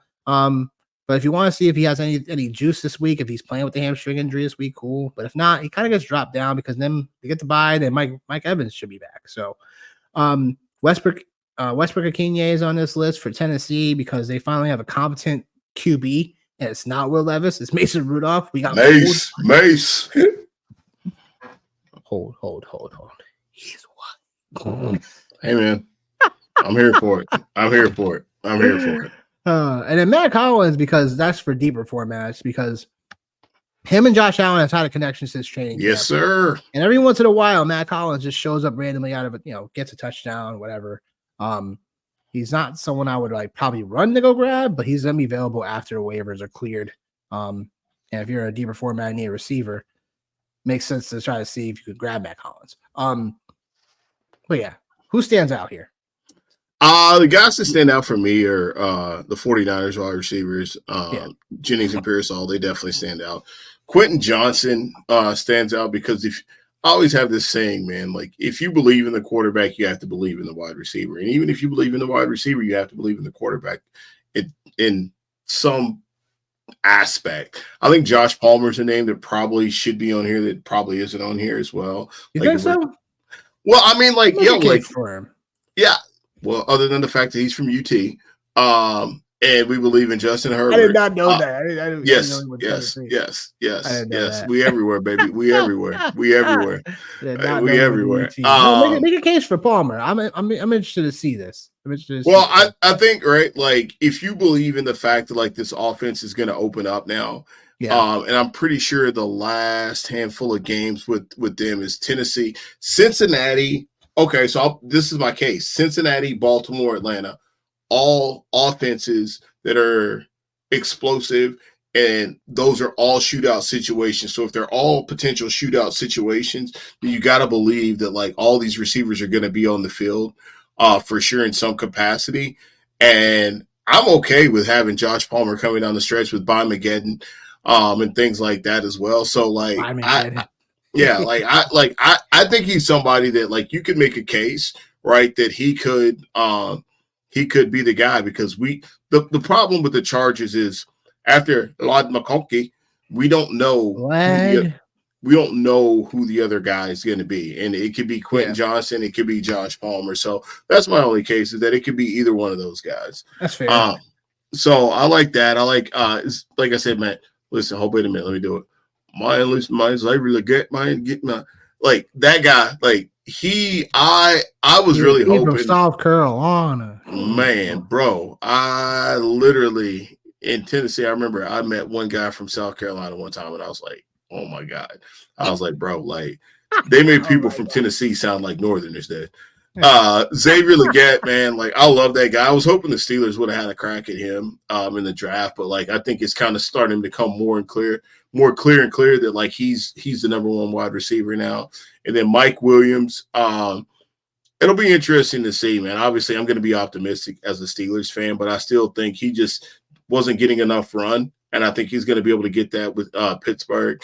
And I think too, man, like it's amazing what a change of scenery will do. And Mike Tomlin, what he's able to do for players. So, and that coaching staff.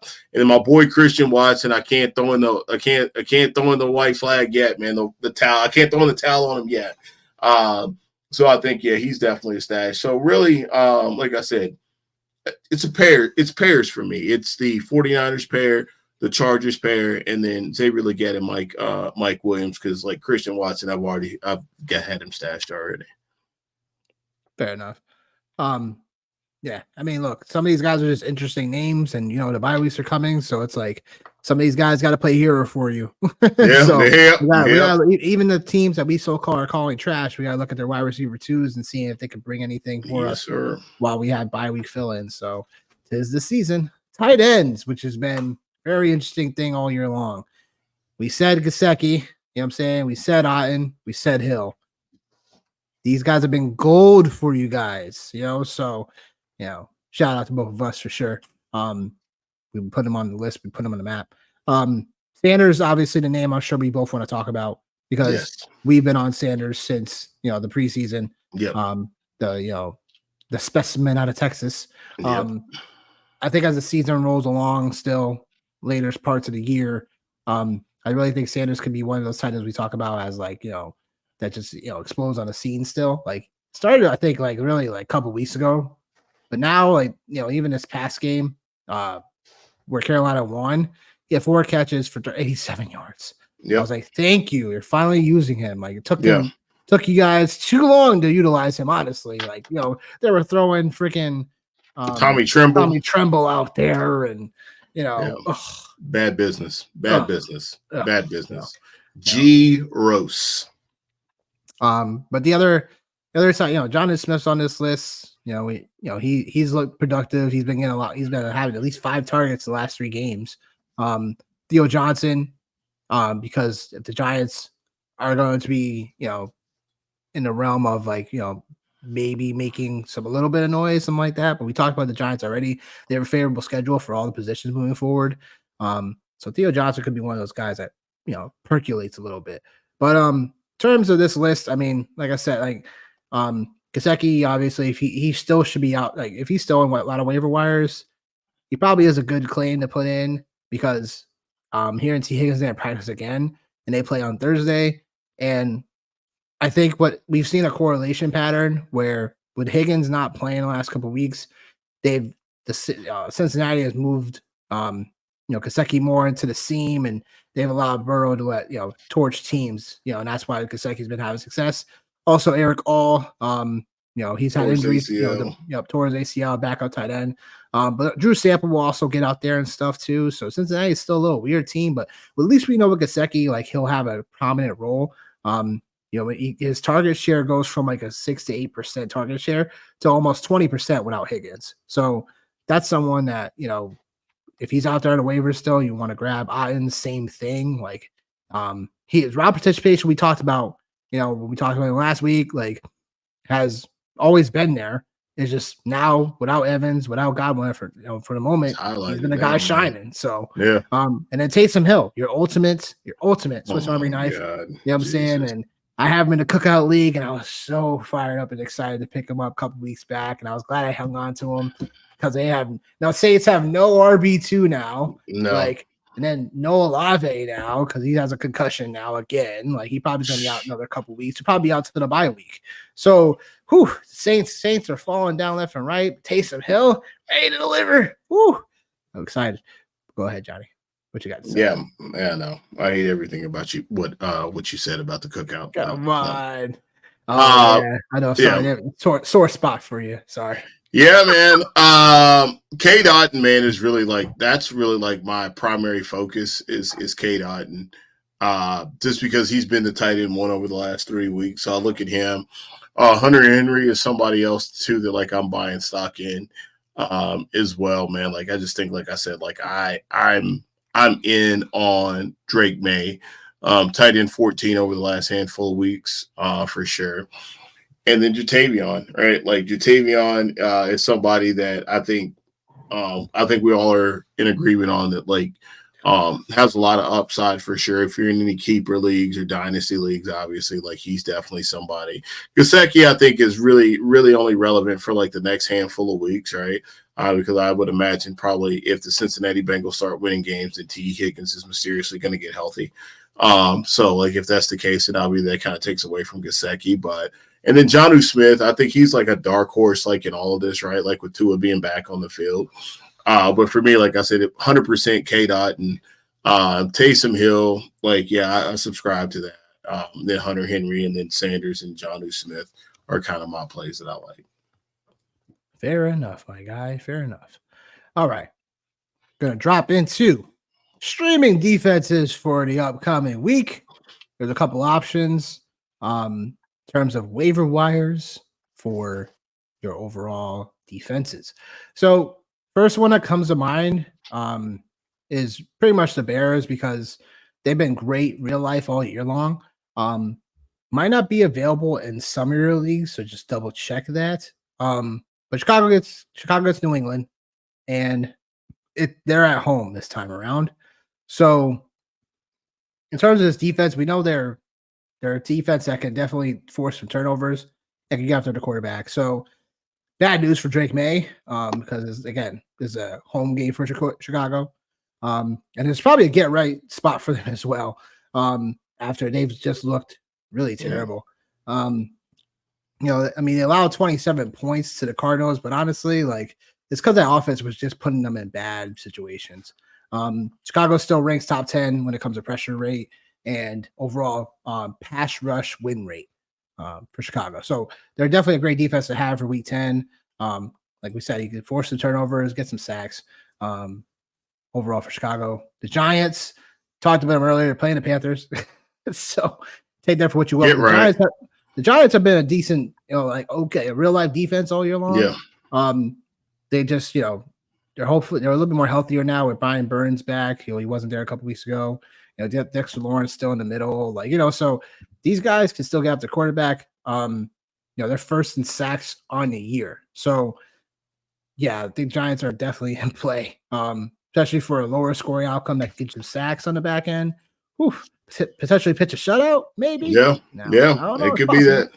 Definitely possible. Definitely. And then the Falcons, simply put, they're playing the Saints and they're pretty much coming in limping.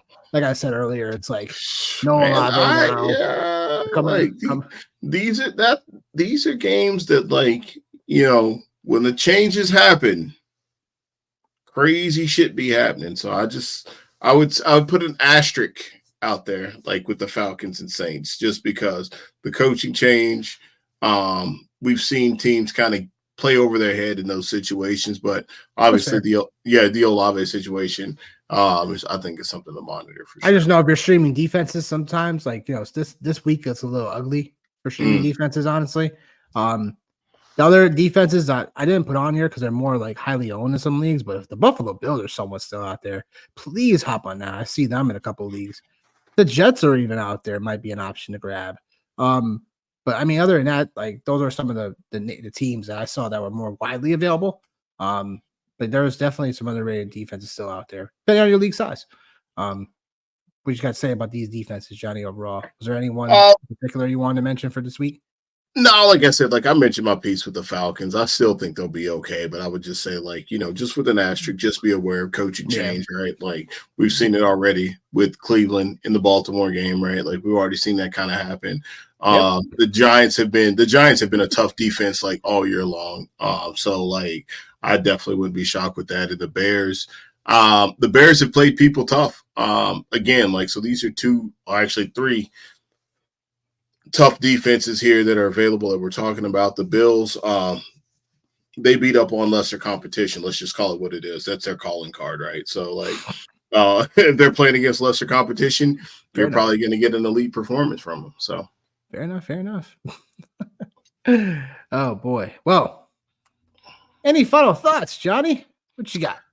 um, no, like I think I've pretty much said everything like I wanted to say tonight, man. Like my final thoughts right are like, hey man, just be aware, obviously, of your trade deadlines for sure. Pay attention to people that have injured players.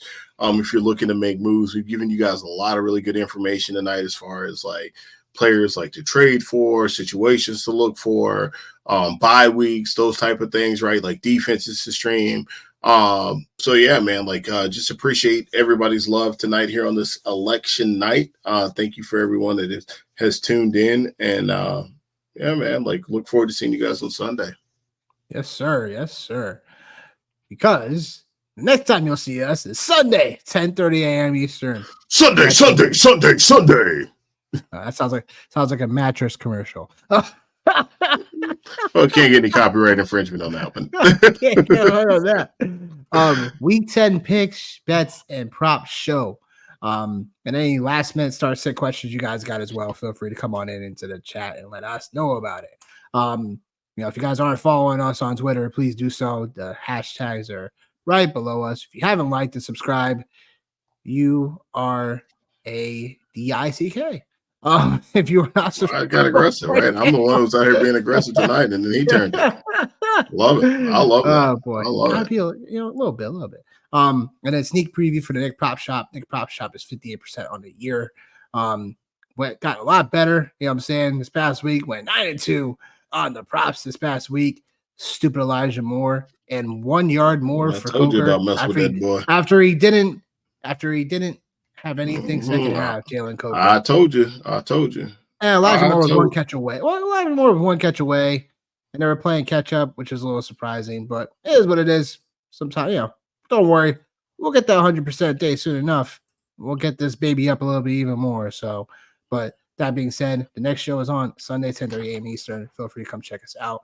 For myself, for Johnny, we'll see you guys on Sunday. Peace.